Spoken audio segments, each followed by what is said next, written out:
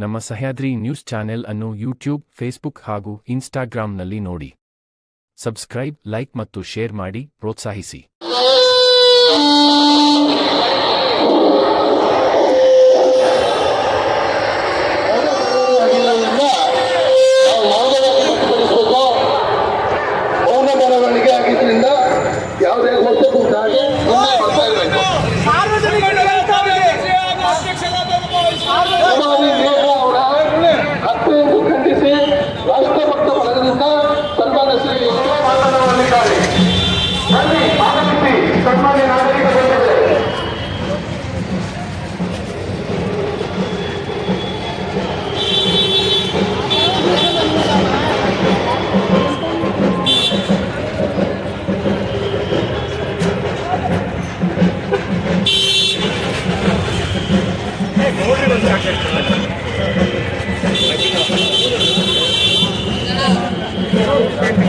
ಯಾರಿಗೆ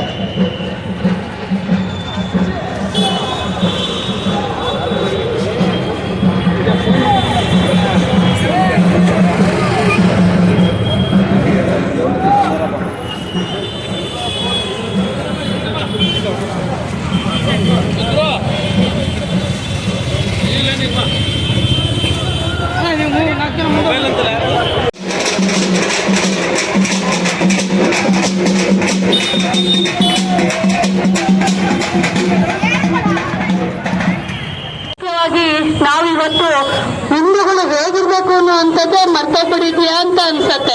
ಯಾಕೆಂದ್ರೆ ಒಬ್ಬ ವಿದ್ಯಾರ್ಥಿನಿಯನ್ನ, ನೇಹ ಎಂಬ ವಿದ್ಯಾರ್ಥಿನಿಯನ್ನ ಕಾಲೇಜಿಗೆ ಹೋಗಿ ಅಲ್ಲಿ ಕೊಲೆ ಮಾಡುವಂತಹ ಪ್ರಯತ್ನ ನಡೀತಾ ಇದೆ ಅಂತ, ಕೊಲೆ ಮಾಡಿದ್ದಾರೆ ಅಂತ ಅಂದ್ರೆ ನಾವು ಹಿಂದೂಗಳು ಹೇಗೆ ರಕ್ಷಣೆಯನ್ನ ಮಾಡ್ಕೋಬೇಕು ಅನ್ನುವಂಥದ್ನ ಈ ಮೂಲಕ ಗೊತ್ತಾಗತ್ತೆ. ಯಾಕೆ ಈ ಕಾಂಗ್ರೆಸ್ ಸರ್ಕಾರ ಏನು ಮೌನವಾಗಿದೆಯಾ ಅಥವಾ ಸತ್ತೋಗಿದೆಯಾ ಅಂತ ಅವರಿಗೆ ರಕ್ಷಣೆ ಕೊಡ್ಬಾರ್ದ? ನೇಹ ಅನ್ನುವಂಥ ವಿದ್ಯಾರ್ಥಿನಿ ಅವರಿಗೆ ಮದುವೆ ಆಗಿ ಲವ್ ಮಾಡೆ ಅನ್ನೋಂತ ಪ್ರಯತ್ನ ಪೂರ್ವಕವಾಗಿ ಹೇಳಿದಂತ ವ್ಯಕ್ತಿ ಅವ್ರು ಆಗಲ್ಲ ಅಂತ ಹೇಳಿದಕ್ಕೋಸ್ಕರ ಅವಳನ್ನ ಕಾಲೇಜಿಗೆ ನುಗ್ಗಿ ಕೊಲೆ ಮಾಡುವ ಪ್ರಯತ್ನವನ್ನ ಮಾಡಿದಾನೆ ಅಂದ್ರೆ ಅವನಿಗೆ ಹೇಗೆ ರಕ್ಷಣೆಯನ್ನ, ಅವನಿಗೆ ಅವ್ರ ಮನೆಯನ್ನ ಧ್ವಂಸ ಮಾಡಿದ್ದಾರೆ ಅಂತ ಹೇಳಿ ಮಾಧ್ಯಮದ ಪೇಪರ್ನಲ್ಲಿ ನಾವು ನೋಡಿದಂಥದ್ದು. ಆ ರೀತಿ ನಮ್ಮ ಕರ್ನಾಟಕದಲ್ಲಿ ಯಾಕೆ ಹಾಕ್ಬಾರ್ದು? ಹಂಗಾದ್ರೆ ಕಾಂಗ್ರೆಸ್ ಸರ್ಕಾರ ಮುಸಲ್ಮಾನರ ಓಟಿಗೋಸ್ಕರ ರಕ್ಷಣೆ ಮಾಡ್ತಿದೆಯಾ?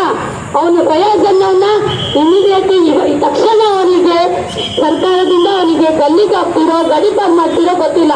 ಒಂದು ನೇಹ ಕುಟುಂಬಕ್ಕೆ ಅವರಿಗೆ ನ್ಯಾಯ ಕೊಡಬೇಕು. ಹಿಂದೂ ಹೆಣ್ಮಕ್ಳುಗಳು ಈ ಮೂಲಕನಾದ್ರೂ ಎಚ್ಚೆತ್ಕೊಳ್ಬೇಕು.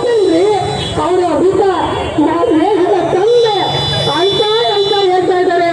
ಆ ಸತ್ತಂತ ಆತ್ಮಕ್ಕೆ ಮರ್ಯಾದೆ ಕೈಗೊಳ್ಳಿ, ನನ್ನ ಕುಟುಂಬಕ್ಕೆ ಹೇಗಾದರೂ ಮಾಡಬೇಕು. ಓಂ ಶಾಂತಿ ಶಾಂತಿ ಶಾಂತಿ. ನಿನ್ನ ಮಗಳಿಗೆ ಈ ರೀತಿ ಒಬ್ಬ ಮುಸಲ್ಮಾನ್ ಗೂಂಡ ಕೊಲೆ ಮಾಡಿದ್ರೆ ಏನ್ ಮಾಡ್ತಿದ್ದೆ? ಇದು ಲವ್ ಜಿಹಾದೆ ಅಲ್ಲ. ಈ ಮಾತು ಹೇಳ್ತಾ ಇದ್ರಾ? ಇದು ಆಕಸ್ಮಿಕ ಘಟನೆ. ಈ ರೀತಿ ಹೇಳ್ತಾ ಇದ್ರಾ? ಈ ರೀತಿ ನೀವು ಹೇಳಿದ್ದಿದ್ರೆ ನಿನ್ನ ಮಗಳು ಸತ್ತಾಗ ಸ್ವತಃ ನಿನ್ ಹೆಂಡತಿ ನಿಮ್ಗೇನ್ ಪ್ರಶ್ನೆ ಕೇಳ್ತಿದ್ರು ಗೊತ್ತಾ? ನಿನ್ ಮನುಷ್ಯರ ಅಂತ ಸುರ್ಜೇವಾಲಾಗೆ, ಸಿದ್ದರಾಮಯ್ಯನವ್ರಿಗೆ, ಪರಮೇಶ್ವರ್ ಅವ್ರಿಗೆ ನಿಮ್ ಹೆಂಡತಿ ನಿಮಗೆ ಪ್ರಶ್ನೆ ಕೇಳ್ತಿದ್ರು. ಹಿಂದೂ ಸಮಾಜದಲ್ಲಿ ಹಿಂದೂ ಹೆಣ್ಮಕ್ಕಳನ್ನ ಕಗ್ಗೊಲೆ ಮಾಡೋದು ಇದೊಂದು ರಾಕ್ಷಸಿ ಕೃತ್ಯ. ಆ ರಾಕ್ಷಸಿ ಕೃತ್ಯ ಮಾಡಿದಂತ ಮುಸಲ್ಮಾನ್ ಗೂಂಡಾಗೆ ಗಲ್ಲು ಶಿಕ್ಷೆ ಅಷ್ಟೇ ಅಲ್ಲ, ಏನೇನ್ ಜನಗಳ ಮಧ್ಯೆ ಬಿಟ್ಟಿದ್ದಿದ್ರೆ ಏನೇನ್ ಆಗ್ತಿತ್ತು, ಅವನ ಇಡೀ ಶರೀರ ತುಂಡಾಗಿ ಹೋಗ್ತಿತ್ತು. ನಾನು ಅದಕ್ಕೋಸ್ಕರ ಉದ್ದ ಭಾಷಣ ಮಾಡಕ್ ಹೋಗೋದಿಲ್ಲ. ಇಷ್ಟು ಮಾತ್ರ ಮಾನ್ಯ ಮುಖ್ಯಮಂತ್ರಿಗಳು ಹೇಳಕ್ ಇಷ್ಟಪಡ್ತಾನೆ. ಆ ಘಟನೆ ಆಕ್ಸಿಡೆಂಟು, ಲವ್ ಜಿಹಾದಿ ಹೌದು ಅಲ್ಲೋ ಇದನ್ನ ತೀರ್ಮಾನ ಮಾಡೋರು ನೀವಲ್ಲ, ತನಿಖಾ ಸಂಸ್ಥೆಗಳು ಹಾಕ್ಬೇಕು. ಇದನ್ನ ಸಿಬಿಐ ಕೊಡ್ಬೇಕು. ನೀವು ಸಿಬಿಐ ಕೊಟ್ರೆ ಸಿಬಿಐ ಮುಖಾಂತರ ಸತ್ಯ ಹೊರಗೆ ಬರುತ್ತೆ.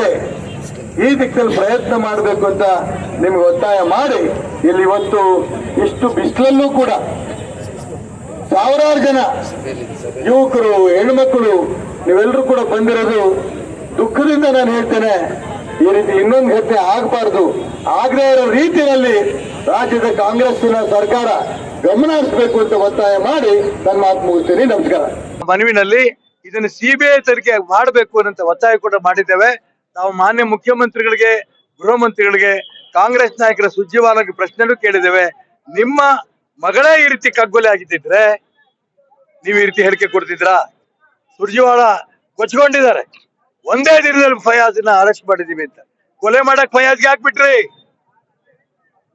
ಅರೆಸ್ಟ್ ಮಾಡಿದ್ ದೊಡ್ಡದಲ್ಲ, ಕೊಲೆ ಮಾಡಿದ್ಯಾಕೆ? ಯಾಕೆ ಬಿಟ್ರಿ ಅವನ್ನ?